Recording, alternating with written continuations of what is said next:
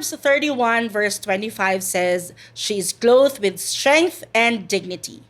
But what does that look like between dishes, the diagnosis, and the difficult conversations?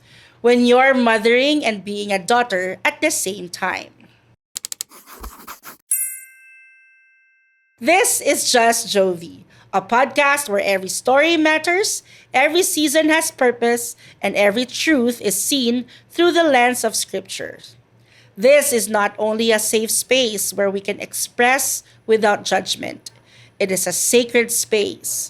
We're not just sharing stories, we're anchoring to God's word to shape how we see those stories. So our perspective aligns with His perspective and our purpose submits to His purpose. And today, we welcome you to our very first episode, Moms Unplugged. Tumikil po talaga yung mundo ko na parang pinagsakluban ka ng langit at lupa. Sobrang sakit po. Parang hindi ko na po siya naririnig yung doktora na nagsasabi po siya na walang cure, wala tayong magagawa. Anytime pwedeng mag-collapse yung lungs, pwede siyang tumigil yung heartbeat niya. Nung nawala si Daddy Ryan, syempre masakit po. Talagang hindi ko matanggap. Sabi ko sa Lord, kaya ko ba mag-isa? Kaya ko ba mag-isa? Pero nag-pray ako, sabi ko, Lord, inalaw mo na kunin siya na mawala siya.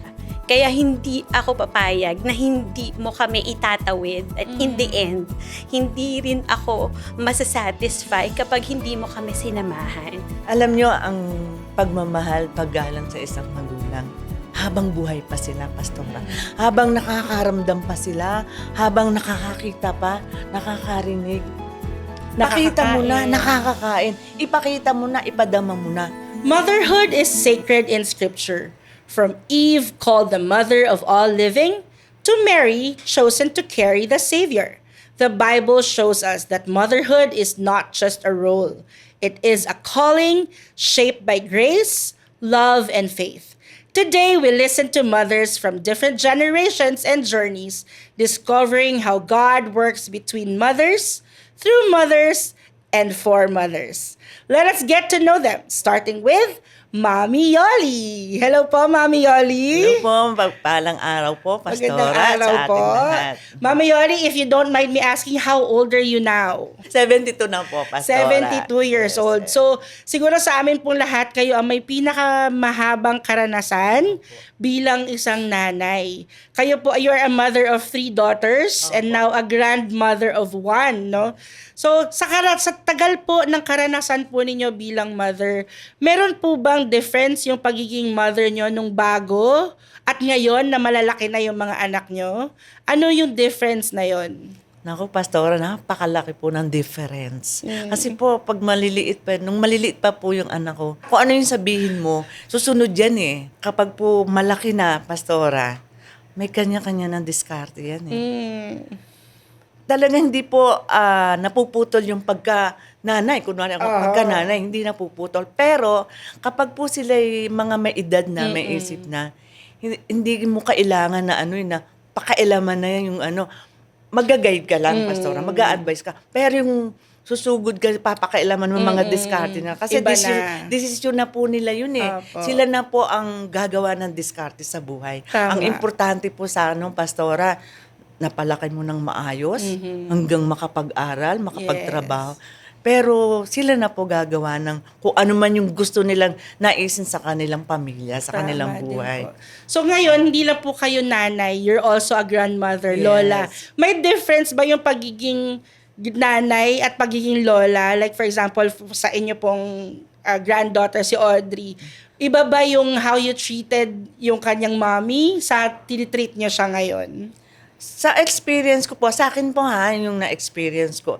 Kasi naririnig ko nga po, iba daw yung pakiramdam ng lola kaysa dun sa anak. Mas important. Hindi po eh. Kasi nung unang labas pa lang kay Audrey, ako po yung mawak diyan. Kasi Very hands-on lola kayo umalis eh. umalis yung daddy niya. pag hawak ko pong ganun, feel ko yung iba, naiyak ako. Pero habang nag-a-assist ako sa pagpapalaki sa kanya, hindi ko po naramdaman yung ano, kasi gusto ko i-break yon na, ay lola, kailangan ganito, lahat susunod. Hindi po, ayokong masana yung bata ng So, gano'n. very disciplined din Yes, kayo opo. bilang lola. Hindi po, nakita ko po, hindi makakatulong hanggang sa lumaki. Kaya ngayon, doon ako, paborito si kasi hindi po, pastora, kailangan marunong ka kung paano mo palalakan, especially sa kalooban ng Panginoon Hindi pwede, special, hindi. Hindi todo bigay. Hindi. Dapat discipline pa din. Opo, kailangan. Yun Thank po. you very much po, Mami Yoli. Now, I want you to meet Mama Arlene. She's a courageous 36-year-old mom who is also a pastor of J.L. Mariquinas Extension Church. And she is now raising a child with a special need. Hello po, Pastora Hello Arlene. po, Pastora. Mami Arlene, Pastora Arlene. Hello po, So, Pastora. Mami Arlene, alam natin ngayon, na-reveal mo, napaka-courageous for you to actually share your story na bilang mom of someone who is in a special need. Is she in a spectrum?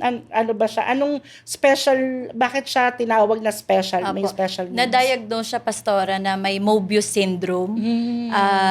May po siya sa 6th and 7th cranial nerves niya. So may paralysis po sa face, Okay. low tone po yung muscles po niya, at delay po yung development niya, Pastora. So, very challenging. yes po, sobra po. So, let me ask you, when the first time you found out na meron siyang ganong case, Opo. how did you manage to be a mom and still, syempre masakit yun, di ba? Kasi ako, I'm also a mom of a kid in a spectrum, autism spectrum naman. So, how did you manage yung, paano ka magiging nanay sa isang alam mo na merong special need? Opo. Yung nalaman ko yun, Pastora, sobrang heartbreak po. Kasi yung una, akala ko yung panganganak lang, yung pain ng panganganak yung iintindihin ko.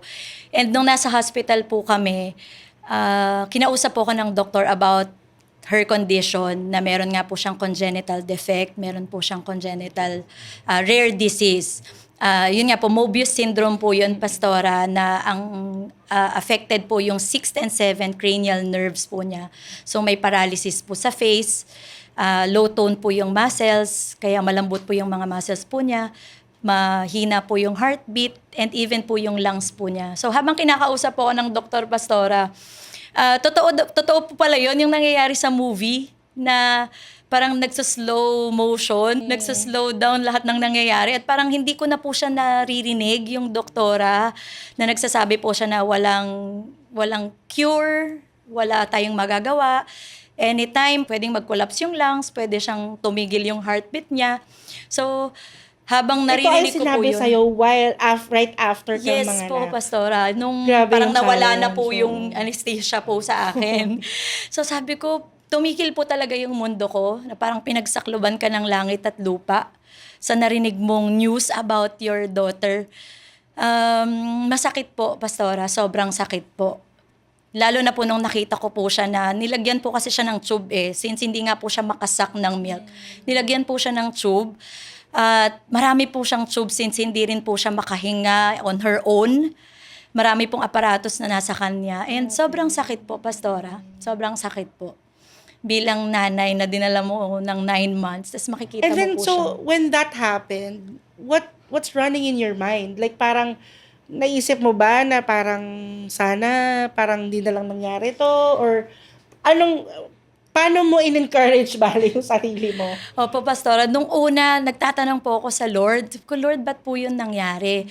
Dumating po yung time, Pastora, sinisisi ko po yung sarili ko kung bakit po nangyari yun sa anak ko. Pero nakakatuwa po ang Lord kasi ganun po siya mag-comfort sa atin. Pag nasa darkest moment po tayo ng buhay po natin. Nag-prayer and fast po kaming mag-asawa. And na-receive ko po yung John 9:1-3. Nung meron pong tao, may lalaki po na pinanganak na bulag po siya. At nagtatanong po yung mga disciples. Sabi ng mga disciples po, Lord, Rabbi, bakit po siya naging ganyan? Sino ang nagkasala? Siya ba o yung kanyang parents? Sumagot po si Lord na neither his parents or him na nagkasala, kundi nangyari to para i-display yung glory ng Panginoon. That time po nung na-receive namin yun, Pastora, binigyan po kami ng hope ni Lord. Yung medical side na hindi kami binibigyan ng hope, walang hope yan, walang cure, walang anything na mabibigay kami na guarantee na mag-survive yung anak nyo. That word po, nagbigay po yan ng hope sa amin, Pastora, na mabubuhay yung anak namin, mabubuhay siya ng normal, magbibigay siya ng kaluwalhatian sa Panginoon. Wow, that's so beautiful. Nakaka-encourage. Finally, our last guest, our strong full-time nanay. Well, wala namang part-time na nanay. Full-time worker who is also a single mom, Mami Frances Arsagon, a 46 years old teacher, staff member from Jesus is Lord Colleges Foundation. Hello po, Ma'am Frances. Hello po, Pastora. Hello, Mami Frances. Now, you are a single mom. Yes po. You're a widow, Yes. diba? Alam naman natin na so your husband passed away. Yes. And so you are now the mother and the father of Yes. your son. Opo. How was that nung, of course, nung na-realize mo na I will raise my son on my own? Nung nawala si Daddy Ryan, syempre masakit po. Talagang hindi ko matanggap. Sabi ko sa Lord, Lord, kaya ko ba mag-isa? Kaya ko ba mag-isa? Pero nag-pray ako, sabi ko, Lord, inalaw mo na kunin siya na mawala siya. Kaya hindi ako papayag na hindi mo kami itatawid. At in the end, hindi rin ako masasatisfy kapag hindi mo kami sinamahan. Then, niremind ako ng Lord sa verses sa Luke 1 verse 37-38. Si Mary, dinalaw niya si Elizabeth, which si Elizabeth noon is a barren woman. Parang barren si Elizabeth. And then si Mary, nagsabi siya ng word na nothing is impossible with God. So alam ko na yung pag binigay ko sa Lord yung trust, pag binigay ko sa Lord lahat, kahit anong hilingin ko, kahit na anong pagdaanan naming dalawang mag-ina, talagang itatawid ako ng Lord. How old was your son when 3.5 nawala siya? years old lang siya. Hindi pa siya nag-aaral noon. Sa totoo, hindi nga namin siya naipasok sa school agad. Kasi nga nagkasakit na si Ryan. And then, nung time na priority muna si Daddy, so parang medyo na left out pa si Ryan. Pero all through the years nung nangyari, sabi ko sa Lord, Lord, all things work together na ikaw yung nag-control. Nung nawala si Daddy niya, naipasok kami dito. Ito yung job na tumanggap sa akin. Na-open. Yung door na as a teacher dito sa school. And very, very thankful kami kasi ito yung company na nag-embrace sa amin na kaming dalawa. Kahit sa ang room, kilala siya. Kahit sa ang puntahan naming department, kilala siya. Ito yung company na talagang nag-embrace sa amin na tinanggap kami na, yung mag-ina na yan, super blessed yan. Kaya tama yung sinabi ng Lord sa Exodus 20-22 na all the widows and the orphans, once they cry out, tutugunin ng Lord yung hiningi nila, yung iniyak nila sa Lord. And thank you, kasi ang laki na niya. 13 years old na siya, walang anumang pagsubok na hindi namin nalampasan. Praise God. How did you explain to him na wala na si Daddy? Paano siya, naging naging challenge ba yon para sa kanya? Yes, very challenging yun kasi nandun din siya, present siya dun sa hospital nung nire-revive si Ryan. Tapos nagulat siya, naka-cover yung ears niya kasi syempre pag nire-revive, 'di ba? Parang sa bata first time niyang makita na daddy ko 'yun, anong ginagawa sa daddy ko? And then yun na, nawala na ng hininga. Then sabi niya sa akin, "Mami, bakit hindi pinagaling ni Jesus si daddy?" So 'di ba pag narinig mo yung word na 'yon, parang yung faith mo, oo nga, Lord, bakit hindi mo siya pinagaling? And how can you explain that to a 3-year-old? Yes, totoo po. And then sabi ko sa kanya, anak, hindi lahat ng prayers natin tinutugon ng Lord. Wait for it kasi in due time, pag malaki ka na, maa-understand mo bakit kinuha ni Jesus si Daddy. But then, sabi ko sa kanya, ang pumalit sa Daddy mo, napakadami. Ang daming daddies na nakapaligid sa atin with the titos, titas, lolos, pati mga friends na nandito sa church. Lahat yon ginamit ng Lord na maging daddy para sa kanya.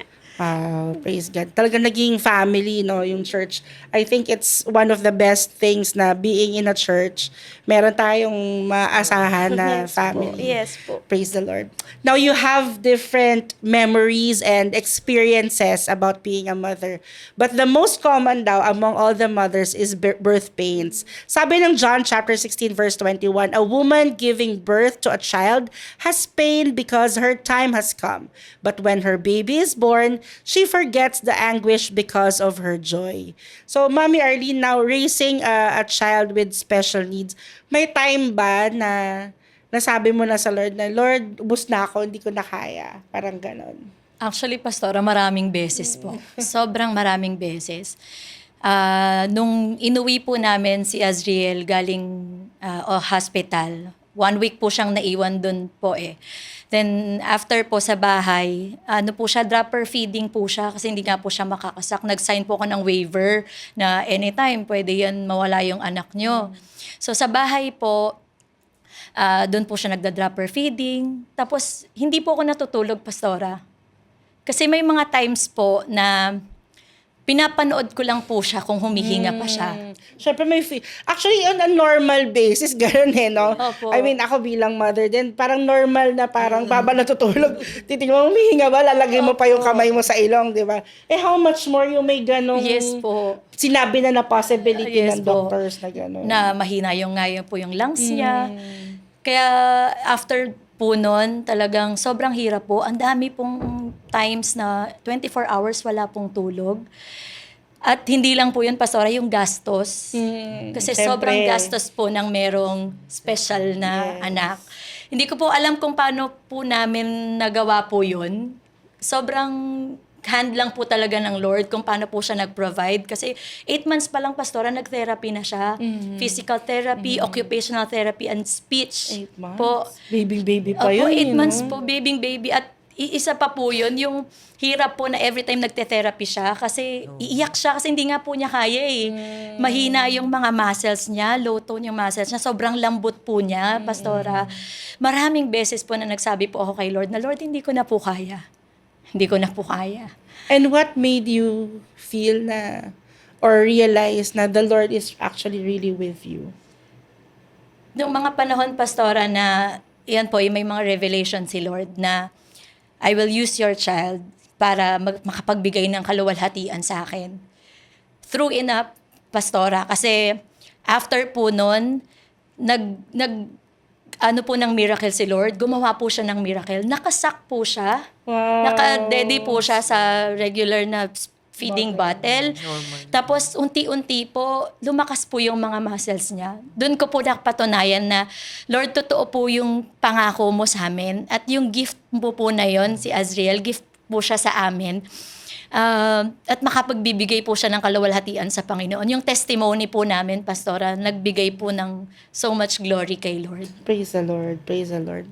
Mami Frances, ikaw, syempre, growing up, yung baby mo, 3 years old, and then now, how old is he? 13 po, Pastor. During the time na single mom ka, was there a time na, or nung malaki na siya, nung naiintindihan na niya, na nahirapan kang i-explain sa kanya what happened, or parang something na challenge na parang naisip mo na kung nandito lang yung daddy mo, hindi sana ganito yung pangyayari. And how did you cope with that? Okay po. Nung pinagbubuntis ko pa po siya, kinuwento ko sa kanya, nung ngayon, kinuwento ko sa kanya na, anak, you are a blessing. Before ka pa ipanganak, blessing ka ng Lord. Na wala man si daddy, super blessed ka. Kasi, nung pinapanganak ko po siya, Pastora, 3 beses po akong dinala sa hospital, nag-bleed, kasi low-lying siya. Low-lying placenta. Opo, low-lying Ganun din placenta. ako eh. So, talagang throughout the pregnancy, nakahiga lang ako. Sabi ko sa kanya, you know what, anak, napakalaki ng plano ng Lord sa'yo kasi binuhay ka. Although ngayon, syempre, pag-iisipin mo wala si daddy, pero yung pagkawala ni daddy, hindi siya kawalan or hindi siya downfall ng buhay natin. Kasi you are so blessed dahil na lumalaki siya na namulat na siya sa ministry, namulat na siya sa guidance ng Lord through the friendship or sa church, ganyan. And then sobra talagang blessed siya na lahat ng needs niya talagang isinupply ng Lord. Praise the Lord. Mami Yoli, how hard or how challenging it is to raise 3 children na dapat ma-raise sila ng may knowledge about the Lord? I mean, ano ba, pinipilit mo ba silang pumunta ng church? Paano ka mo sila na-raise sa isang Christian family home? Since sila'y maliliit pa, talagang inumpisahan na po namin na masanay na Dinadala niyo sa church? sa pagbubuntis ko pa lang po, pastora. Kasama na yung ano pa nun TEFL ba yun? Yung mga church activities hanggang sa nilabas ko na. Sunod-sunod na yan, pastora. Kailangan sanayin mo. Hindi mo kailangan pilitin ng bata. Okay. Ipag-pray mo lang. Tapos makikita naman sa magulang Hindi sila pumapahayag na maiwan. Siyempre, mga bata, lagi nakakabit sa yan. Mami, anong oras ka babalik? Sa church ako pupunta. Wala silang choice. Diba? Kundi sumama. Was there a challenging conversation that you had with your children? Yung parang, kasi 'di ba, syempre kasi kayo grown up na yung mga anak niyo, so syempre dumating na siguro sa kasi ngayon pagka ganyang 13, tas ganyan parang yung mga conversation parang manage mo pa eh. Was there a time na meron kayong conversation na parang very challenging for you? Na parang hindi mo alam paano siya pag-uusapan with your kids or like yun nga about family, about ministry, ganyan. Opo. Dumating po yung time na yung ganung pagkakataon, pastora. Alam niyo po kung ano yun. Ipinaintindi ko po sila kung gaano kahalaga yung tayo nasa Panginoon. Okay. At yung maging sa pag-aaral nila, pastora, sinabi ko sa kanila, lahat ng hirap. Lahat ng hirap. Imagine, magkano lang sweldo namin, pastora, tapos 3. Puro private school. Kailangan naming mag-budget at dalaga, pastora. At dinisiplina ko po sa hindi pwedeng ganito, gano'n. Hindi pwedeng tayo bibili ng ganyan pag may work. Yun po ay naintindihan po nila. Kasi pinaintindi ko po lalo sa kanila nung wala pa po akong asawa, pastora. Dumating po dun sa time na, alam niyo po yung mga bata na kumakain ng balot. Na ako po ay pumasok ng kasambahay, ng labandera. Pinapaintindi niyo sa kanila yung naging buhay Pinapaintindi ko niyo. yung pinagdaanan ko po para ma-challenge. Naku, ayoko pa. Ganun sasabihin na dumating dun sa point, kailangan kong mamulot doon sa ilalim ng mesa na nalalaglag yung mga pulan ng, alam niyo yun, yung balon. Kasi gustong-gusto ko, hindi ako binibigyan. So, tuwing ikinukwento ko yung po doon sa tatlo. Yung experience niyo. Opo, yung hirap. Umiiyak sila. Mami, ilang basket ng balot ang gusto mo ngayon? Hindi, gano'n. Pinapaintindi ko lang sa inyo. Yung hirap na pinagdaan na kailangan naming maghigpit talaga ng sinturon para sa pag-aaral nila. So, doon, na-challenge sila. Kailangan mag-aral ng mabuti, gano'n. Pero, hindi ko po pinilit na obligahin sila. Gano'n, nasa sa kanila yun. Sinakita nila yung paghihirap ng magulang nila eh. I think yun yung key din, no? Yung hindi, yung dapat naiintindihan ng mga bata. Yung o ng mga pe-pressurein anak. mo po. Na, yung parang yung experience ko Opo. naging ganito. So, it was, para ma-appreciate din nila, Yes, diba? opo. And I think that also goes to the next part of our conversation, because God's command to honor our mothers doesn't expire when moms get difficult or when seasons get tough. Colossians chapter 3 tells us how with compassion, kindness, humility, gentleness, patience, and forgiveness. Minsan ang hirap maging nanay and lola, marami kang role. Pero dito, wala namang judgment. Walang judgment. Siyempre, for our Gen X moms of Mommy Frances and Mommy Arlene, siyempre, sandwich generation. Nanay ka sa anak mo, tas anak ka din sa nanay mo. 'Di ba? Yung parang ganon. So, naging challenge ba yon? Or how does your being a daughter affect your being a mother? Merong bang ganong... Actually, maski kay Mami Yoli, parang meron bang... Kasi like for example, syempre ako bilang mommy, diba? Yung naiisip ko minsan na yung paraan ko ng pagiging nanay ko, ganito ba yung paraan ng nanay ko sa akin? Or naging ano ba siya? Instrumental ba? Kasi si Mami Yoli is very also hands-on sa apo niya, diba? So, ganun. Yung mga nanay niyo ba ay naging hands-on din sa inyong mga anak? Opo, Pastora. Sobra po. Si nanay po yung naging katuwang ko sa pag-aalaga kay Azriel. And minsan, tama po yun na minsan anak ka, tapos nanay ka nga po. May times na since nanay nga po siya, mas bihasang nanay, mas alam ko yan, mas bihasa ako dyan. Experience ako. Pero nakikinig naman po ako. Parang challenge doon, di ba? Kasi parang nanay ka, parang feeling mo, hindi, alam ko to kasi nanay ako. Pero syempre may nanay ka din Lalo na na mas... po ngayon, Pastora, na medyo lumalaki po si Azriel. Pero naiisip ko po yung baka maging ganito ako kung ano yung ako sa nanay ko. Maging ganito din si Azriel na sumusuway ako. Baka sumuway din to sa akin pagdating ng panahon. Pero nakakatawa din po, Pastora, kasi tinuruan kami ng nanay na Ephesians 6:1 talagang children, obey your parents. Laging ganon. At ganon din po kay Azriel. Kaya minsan, pagka may utos si nanay or may paalala si nanay, kailangan sundin ko po kasi may nakatingin po sa akin Azriel na bakit si mama hindi sumusunod sa nanay niya. So, ganun po, Pastora. Sunod para yung kung ano ako, baka maging ganun yung anak ko. Opo, example po. How about you? Sa akin po, Pastora, kasi dahil nung namatay si Ryan, nagtampo ko sa Lord Nawala ako sa ministry for some years din. Then sabi ko sa Lord, hanggat hindi sinasabi ni Ryan na mag-ministry ako, pumasok ako sa ministry, hindi muna ako babalik. Tapos si Mami, makulit, pastora po si Mami sa Nueva Ecija. So si Mami, si Daddy, mga pastor, talagang nasa ministry sila. Talagang makulit.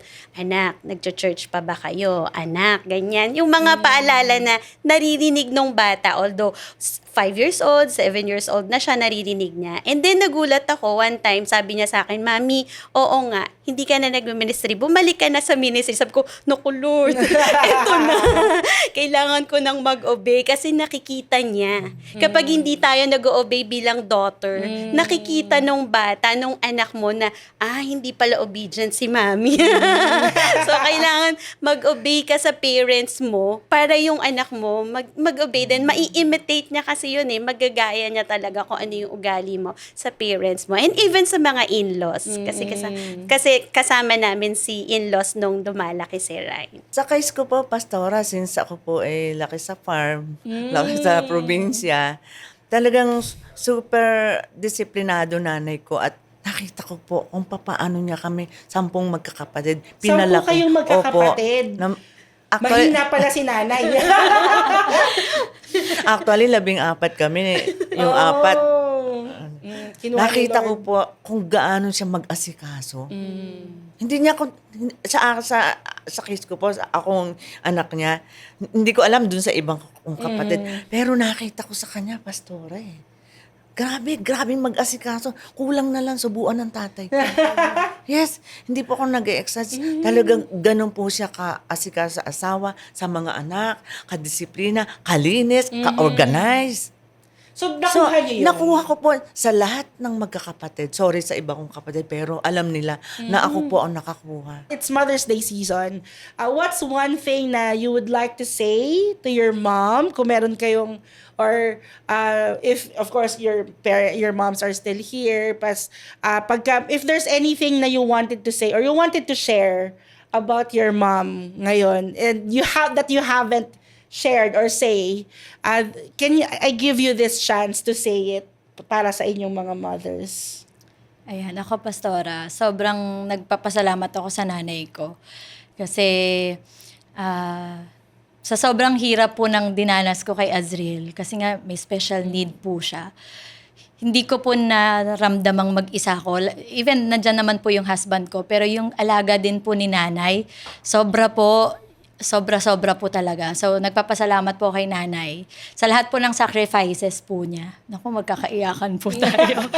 Kasi lang. noon pa lang, Pastore, 6 po kaming magkakapatid. Tapos, sapatero lang po yung tatay ko. Tapos, siya nagngungustura, yung nagtatahi po ng sapatos. Kasi sa Marikina po. Marikina.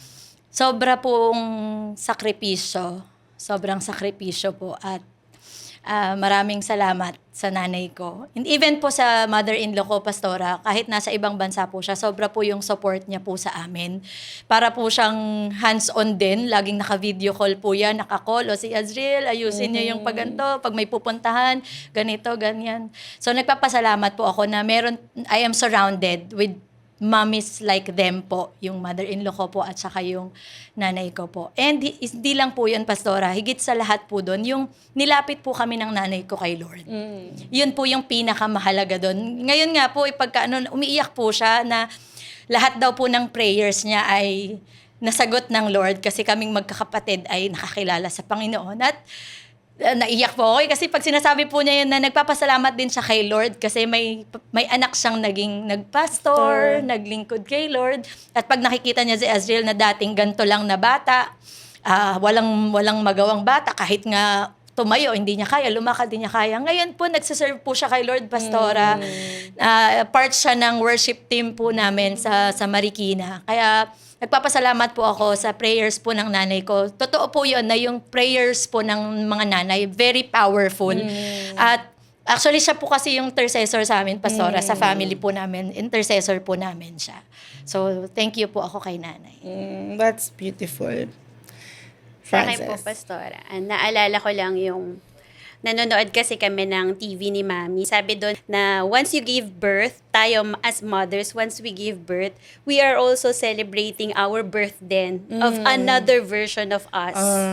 So parang sabi sa akin ng Mami ko, ikaw ba nagbago na ba ugali? Sabi ko sa Mami, yes Mami, talagang iba pagka ikaw na yung nanay. Kung dati donya-donya ka sa bahay, iba na pag nanay ka. So very thankful ako sa Mami ko kasi talagang number 1 is yung word of God, tinanim niya talaga. Katulad ng sinabi po ni Pastora. Tinanim niya sa amin yung mga salita ng Diyos na dapat naming tugay-gayan, na mag-guide kami sa Word of God. And nakakatuwa, pati sa mga in-laws ko, hindi nila kami iniwan. Kahit nawala na si Ryan, nandyan sila lagi. Salamat dahil yung mga sacrifices nila, hanggang kay Ryan, hanggang doon sa anak ko, at sa mga ibang apo nila, talagang nahandon, ginaid nila kami. Salamat po sa inyo pong pag-guide sa amin. Salamat sa sacrifices. Ayun po. Mami Yoli, kayo po. Since hindi pa po kami born again ng Pastora, pero nakita ko po yung sakripisyo ng nanay. Nakita ko kung gaano sila naghirap sa pagpapalaki sa amin. Kaya po nung nawala sila, parang wala po akong maisip na hindi ko ba nasabi to sa nanay ko nung buhay pa? Parang yung yakap lang at saka kiss mo sa nanay mo, ang laking factor po yun sa magulang, sa nanay eh. Kaya yun nga po nung nawala siya, nag-iisip ako, meron ba akong bagay na hindi nasabi sa nanay ko? Sabi ko, wala naman. Kasi nakita naman niya kung paano din po kami naglingkod sa kanya. Kahit kami mahirap noon. Sa lahat ng bagay, pero nakita ng nanay ko. Kaya sabi niya, Pastora, sige, mag-asawa ka na, Yoli. Parang, di ba, yung natutuwa naman po ako dahil namayapa sila na kahit paano napaglingkuran namin. Nasabi ko, gusto Magandang ko. tanong ko po sa inyo, papaano sa isang nanay, papaano mapapakita sa inyo yung paggalang, yung pag-honor sa magulang? Bilang kayo po nanay, ano dapat ang ginagawa ng mga bata o kabataan o mga anak sa kanilang nanay? Sasagot na po. Sige. Alam nyo, ang pagmamahal, paggalang sa isang magulang, habang buhay pa sila, Pastora. Habang nakakaramdam pa sila, habang nakakakita pa, nakakarinig. Pakita mo na, nakakakain. Ipakita mo na, ipadama mo na, nakakakain. Kung kailan hindi na, alam nyo yun, hindi na makakain. Tsaka mo, sorry sa word ha, pag dudukan mo yung pagkain sa bibig, hindi na makakain ng magulang mo, hindi na makarinig. Tsaka mo palang pipilitin yung, hindi mo na ipadama nung malakas sila. Nung nawala, anong ginawa mo? Naguhumagulhol ka ng iyak. Hihingi ng tawad. Hihingi ng tawad. Sana, Nay. Sana, no. Patawarin mo Maraming ako, sana. wala na. Amiss ko tuloy nanay ko. Maraming sana. Kaya doon po sa mga anak, pastora, huwag niyong sayangin ang pagkakataon na malakas pa nanay niyo. Nakakaramdam pa. Pakita niyo na yung the best. Thank you very much po. Thank you for sharing that with us. Honoring mothers isn't just a command. It's a gift. From children to parents, and from God to all of mankind. No one is exempt. Everyone receives a gracious gift. And that's what we're doing here. Honoring God and the mothers. So, Mami Yoli, Mami Arlene, and Mami Frances, we have a surprise for you. So, let us watch this video. Happy Mother's Day, Lola! Thank you so much for being such a great Lola to me and a wonderful mother to my mommy. Thank you for taking care of her. Thank you for taking care of my mommy na she became such a responsible and a caring person. Thank you for taking care of me ever since na baby ako until now. And thank you for also taking care of me kapag wala si mommy tsaka si daddy. Thank you for the delicious food that you bring me, like yung lumpiang Shanghai, yung isda, tapos yung tinola. Thank you for yung paghahatid sundo po sa akin, like yung sa mga volleyball practices ko po. And I hope that you live a long and a healthy life. And remember that I'll always love you. Happy Mother's Day. Dear Mom, thank you for everything you've done for me. Thank you for all the prayers and thank you for guiding me in faith when I was young, so I could live and have a normal life. I honor you for all your sacrifices and for being a loving mother. Happy Mother's Day, Mama. Nick and Papa loves you so much. God bless you po. Hello, Mami, kung nakikita mo to, maraming salamat sa inyong suporta na binigay sa akin. Salamat din na binigyan niyo din ako ng kalayaan sa kahit anong gustong gawin ko. Pero may salamat din po sa mga binigay niyo sa akin, lalo na sa mga paghihirap na ginawa niyo po para makasweldo lang po dyan po sa dito po. Salamat sa mga regalo na binigay niyo sa akin nung bata pa ako. Salamat sa pag-aalaga sa akin at pagsusuporta sa akin sa pag-aaral ko. Salamat din na ngayong Mother's Day na ito, sana magustuhan mo itong maliit na message na to. Hindi ko lang makalimutan na ginawa mo sa akin na maganda, yung binilan mo ako ng gitara nung Pasko. Salamat talaga dun. Halos maiyak ako nung makuha ko yung gitara ko na yun. Pero salamat talaga, Mami. Salamat din na sana pagpalain ka ng Diyos ngayong Mother's Day. Sana makuha mo ang pagpapalang ibibigay sa'yo ng Lord ngayong Mother's Day. Salamat, bye-bye. Happy Mother's Day, Mommy. I love you. Happy Mother's Day, Mommy Jovi. I love you. I miss you. See you soon. Bye-bye. Napaka meaningful ng pagiging mother. Mayroon akong before ako magkaroon ng anak, I felt na parang okay naman ako. Okay, kasi 10 years yung infertility namin ni Sam eh. So 10 years kaming walang anak. And then there came a time na pinag-uusapan na namin ni Sam na okay lang naman na wala tayong anak. I mean, wala namang kulang. We don't feel na there's kulang sa buhay namin. We're complete. We're serving the Lord, kumbaga may church, may mga CYNs, KKBs, na kumbaga parang anak na din namin.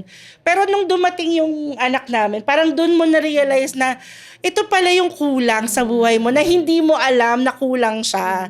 Natuwa po na ngayon, pag naiisip ko na wala kang anak, parang doon mo marirealize talaga na parang that would be a kulang kind of life. Na parang dati akala ko, kompleto na kami, bilang kami lang. Tapos nung nagkaroon ako ng anak, doon ko na-realize na parang, hindi pala.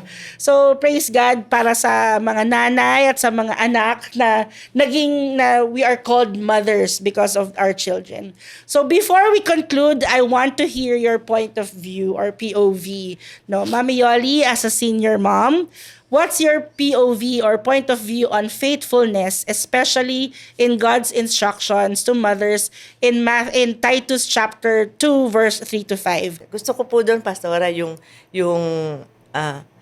parang, kunwari ako po, maging role model. Yung sabi doon, kailangan gawin mo sarili mo maging busy. Especially dun sa, kung wala ka naman ibang ginagawa na yung church activities. Kasi doon mapupuno yung isip mo ng Word of God eh. Parang walang ibang pagkakataon, walang point of entry ang kaaway na ikaw ay maging hindi mabuting tao. Kasi kung yun ang gagawin mo, katulad ko po, Pastora, pinaka-importante po ngayon, sa panahon na to, nasa seconding period po tayo. Naalala ko po kasi si Brother Eddie noon, dumaan po sa harapan namin nasa Pasig. Aligaga po kami. Kayo ba nakakapakinig ng salita ng Diyos sa ginagawa nyo? Gusto kong lumubog nung Pastor. So, isa po yun sa naalaala ko. Ibig sabihin ko po sa akin pong kaso, kahit saan po ako pumunta, Pastora, hindi po ako magaling mag-dance, mag-zumba. Ang iniisip ko lang po, Magaling ka, Mami Yoli. Nakita kitang mag-zumba. doon sa 6 na araw po, Pastora, hindi po ako nag-stick sa isang lugar na araw-araw dito ako. Alam niyo po kung bakit. Gusto po ko pong ma-share yung Word of God. Ginagamit niyo yung Ginagamit ko pag-zumba. po yung strategy na yun. Kasi importante ngayon, harvest time po, tama Pastora. po. Hindi ako nandito sa isang lugar para magpa-cute. Lord, gamitin mo ko. Ganun. Yes. po. Marami pong salamat, Tita Yoli, Mami Yoli. Now, Mami Ardeen, as a pastor and mom to a child with special need, ano naman po ang inyong point of view about God's marvelous design na written in Psalm 139 verse 14? Sabi doon, I praise you because I'm fearfully and wonderfully made. Your works are wonderful. I know that full well. Ayan. Actually, Pastora, yung verse na yan, lagi ko pong sinasabi yan kay Azriel. Kasi nga minsan nagtatanong siya bakit nga yung physical appearance niya ganito. Pero sa bahay pa lang po, Pastora, pinupuno na namin siya ng mga salitang maganda ka, magaling ka, walang kulang sa'yo, you are perfect, you are wonderfully made by God, Tapos, napupuno naman po siya ng ganun, Pastora. Sinasabi po niya yun sa sarili ko na, oo, Mama, maganda po ako, magaling po ako, ganyan. And hindi man po, Pastora, sa physical, pero ang anak ko po, the Lord bless her with talents. Magaling po siyang mag-dance. Kaya po, pagka nakita niya si Mama Mayoli, baka makipag-zumba. Zumba siya. Magaling po siyang sumayaw. Kumanta, Pastora. Sabi nga po niya, Mama, gusto ko din kumanta sa PG, sa prayer garden. Gusto ko din mag-special number. So sabi ko, hindi man ganito yung physical appearance mo, pero blessed ka ng Panginoon sa lahat sa ibang mga bagay, like mga talents at yung mga abilities, Pastora. So sa bahay pa lang, Pastora, since malaki yung possibility at chance na mabully siya. Pinuno na namin siya na you are perfect, you are wonderfully made. Yang Psalm 139, lagi po namin yan sinasabi sa kanya. So hindi niya po na-feel na may kulang sa kanya. Hindi niya na-feel na siya may special need or may nakikipagsabayan po siya sa mga normal na mga bata. Actually ngayon, Pastor, nasa regular class siya. Opo, sa regular Christian school po siya. And hindi lang po yan, Pastor, lagi siyang nasasama sa mga school program. Hindi siya yung parang hiding in the shadow. Hindi po, Talagang Pastora. kinlaim niya yung Siya po yung Pastora, na volunteer. Hindi po siya dahil meron siyang mga hindi kayang gawin or may case po siya. Hindi po siya yung mahiyain din. So mag-volunteer po siya. Ako po, gusto ko pong kumanta, gusto ko pong sumayaw. Na-build po yung confidence niya kahit ganun po yung physical appearance niya. And I think she lived out yung verse na Yes. na kinlaim nyo na with her life mag-glorify Yes ang po, Panginoon. Pastor. Kasi marami pong nagsasabing tao na kahit pinan mo nga si Azriel, kahit may ganon siya, naglilingkod siya kay Lord. Hindi siya nahihiyang ibigay yung buhay niya sa Panginoon, Encourage. yung talents niya. Praise the Lord. And now, Mami Frances, as a single working mom, ano naman ang iyong take sa Isaiah chapter 40 verse 11 that says, He gently leads those with young. He tends his flock like a shepherd. He gathers the lambs in his arms and carries them close to his heart. He gently leads those that have young. Parang sinasabi ng Lord sa akin na, ito ka anak, yayakapin kita close to my heart. I will embrace you close to my heart. And ano yun yung parang finulfill ng Lord lahat ng promises niya through that verse na talagang until the end, aalagaan tayo ng Lord, ano man ang mangyari. Amen. Glory to Amen. God. Praise the Salamat Lord. sa Lord. Like I said kanina, no, na ang pagiging mother is not just a role, it's a calling. Kaya naman, naniniwala ako na since it is a calling, ang Lord din ang mag-empower, mag-anoint sa bawat nanay to be the mom that they are supposed to be, leading their children to the Lord. Now, our beloved mothers, thank you for your hearts, for sharing your stories. And may I pray for you now and all, siguro lahat po ng mothers na nakikinig sa atin ngayon, no? So, can we all bow our heads and close our eyes? Hallelujah, Jesus. Hallelujah, Lord. We praise you. We glorify your name, God. Hallelujah. Heavenly Father, marami pong salamat. Salamat po dahil tinawag niyo po ang bawat isa sa amin para maging mommy o mother, nanay. Lord, salamat Panginoon for the gift of life na ibinigay mo po sa aming pamilya. Salamat Panginoon sa aming mga anak na regalo po ninyo. At sinabi mo sa iyong salita na ang regalo niyo po ay blessing, na you don't give or you don't put anything wrong to it. Lord, kahit na po sa iba sa amin, may kapansanan, may pagkukulang, may challenges. Pero Lord, Ikaw, Panginoong Jesus, ay kumukumpleto ng aming buhay, ng aming pamilya. Panginoon, tinataas ko po sa inyo ang aming mga mommy, si Mami Yoli, Mami Arlene, Mami Frances, at maging ang lahat po ng mga mommy o nanay na nakikinig po sa amin ngayong oras na to. Lord, marami pong salamat dahil ito po ay calling na ibinigay niyo po sa bawat isa sa amin. Kaya naman, Panginoong Jesus, dalangin po namin. Dalangin ko po, O God, na ibuhos niyo po ang iyong pagpapala, ang iyong presensya, ang iyong pagsama sa bawat nanay, O God, na alam naming nagbigay ng tiwala po sa inyo. Lord, iparanas niyo po sa kanila ang iyong pagsama na sa anumang aspeto ng kanilang buhay, sa anumang path, Panginoon, ng kanilang buhay, kayo po ay kasama nila. At dahil kasama po namin kayo, wala po kaming kailangang alalahanin, wala po kaming kailangang ipangamba. Lord, maging sa mga future ng aming mga anak, Lord. Kayo po sa iyo pong mga kamay namin itinitiwala ang kinabukasan ng aming mga anak. Lord, we pray, O God, for the best future para sa aming mga anak. Lord, we pray, Lord, for you to preserve the lives of our children, even grandchildren, Panginoon, katulad po ng kay Mami Yoli, O God. Lord, we pray, Panginoon, ang iyong protection sa aming buong pamilya, sa aming mga anak at mga apo. At hayaan mo, Panginoon, na makita po ng aming mga pisikal na mata ang kabutihan mo, ang katapatan mo sa aming pamilya. Lord, in the mighty name of Jesus, ngayong oras pong ito, tinitiwala po namin sa iyong mga kamay ang buhay ng aming mga anak, buhay ng aming pamilya. Lord, sa iyong mga kamay po namin itinitiwala ang aming mga buhay. Dahil alam po namin na lahat po na nagtitiwala po sa inyo, hindi niyo po tinataboy, hindi niyo po pinapabayaan. Bagkus, Panginoon, kayo po ang nangangalaga sa amin. You are our ultimate parent, Lord. You are our ultimate God. Na Panginoon, alam po namin na pag kami po ay nagtiwala po sa inyo, kami po ay magiging safe, kami po ay magiging protected, kami po ay hindi magkukulang man, O God. Lord, maraming pong salamat. And Lord, right now, I claim, Panginoon, ang iyong salita, Panginoon, na those who worship you, those who serve you, you will bless their food and their water. You will take away sicknesses from among them. And no one will be barren in the land, and you will give them a full lifespan. Lord, I pray for all the mothers na nagtiwala po sa inyo, naglilingkod po sa inyo, pinaparangalan po kayo, sinasamba po kayo.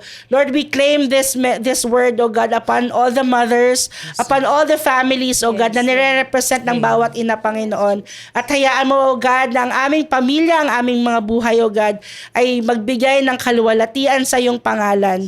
Katulad, Panginoon, ng aming buhay, Lord, na binigyan mo kami ng purpose. Lord, may our purpose, O God, give glory and honor unto your name, O God. Lord, kayo po ang higit na nakakaalam sa deepest prayers ng puso ng aming mga mommies. Lord, kayo kayo po ang nakakaalam, O God. Lord, we pray that you may continue, Father, to open the floodgates of heaven upon their lives. Lord, may you answer the deepest prayers of their hearts, O God, in the mighty name of Jesus. In the mighty name of Jesus. Father, sa oras pong ito, gusto rin po naming ipanalangin ang mga mag-asawa na nanalangin na magkaroon ng sarili nilang anak.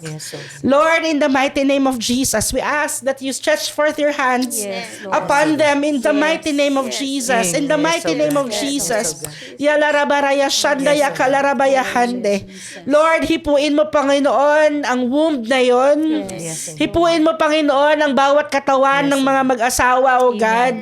At hayaan mo, Panginoon, na by your spirit, by your power, by your will, O God, na magkaroon sila, Panginoon, ng pinakadinadalangin po nilang anak in the mighty name of Jesus. In the mighty name of Jesus, in the mighty name of Jesus, Lord, we speak life in Jesus' name. We speak life in Jesus' name. We speak life in Jesus' name. Salamat, Panginoon, selyuhan mo po ng iyong mapupulang dugo ang aming panalangin. We claim the answers to these prayers in the mighty name of Jesus. We love you, Lord Jesus. We love you, Holy Spirit. We love you, Father. This is our prayer in Jesus' name. Amen and amen. Praise the Lord. We've heard the stories of Sister Yoli, Sister Arlene, and Sister Frances today. And I know there are countless stories in every mother's heart, yours included.